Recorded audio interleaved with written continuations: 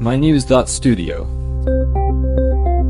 Picture this: oil rigs outlined against the sky as leaders sign a pact to leave them behind.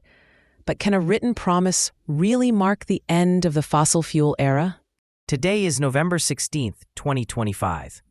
Nearly 200 countries have just agreed at COP28 to move away from fossil fuels.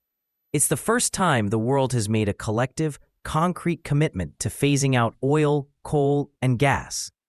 That sounds historic, but what actually changes now?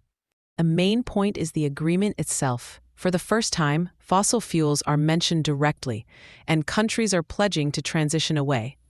The goal is net zero emissions by 2050. There's also a new loss and damage fund, over $700 million pledged to help the most climate-vulnerable countries.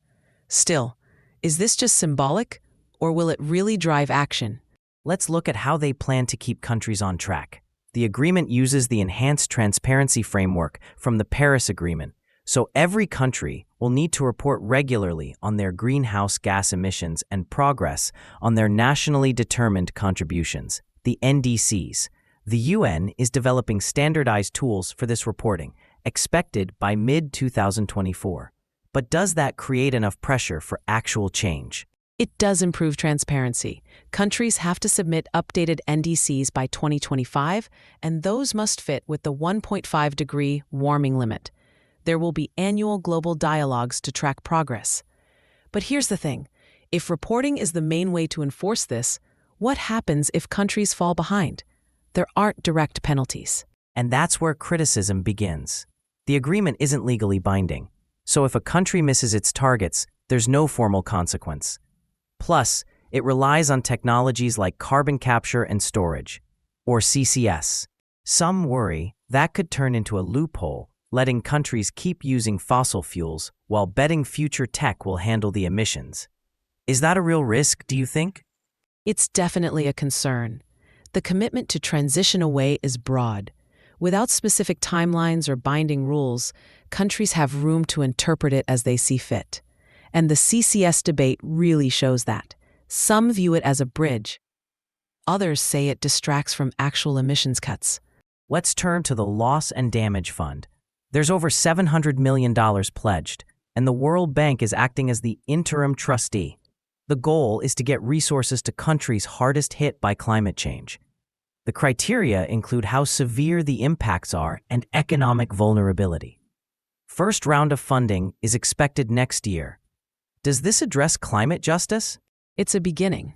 The governance structure set up at COP28 is supposed to prioritize the most vulnerable countries.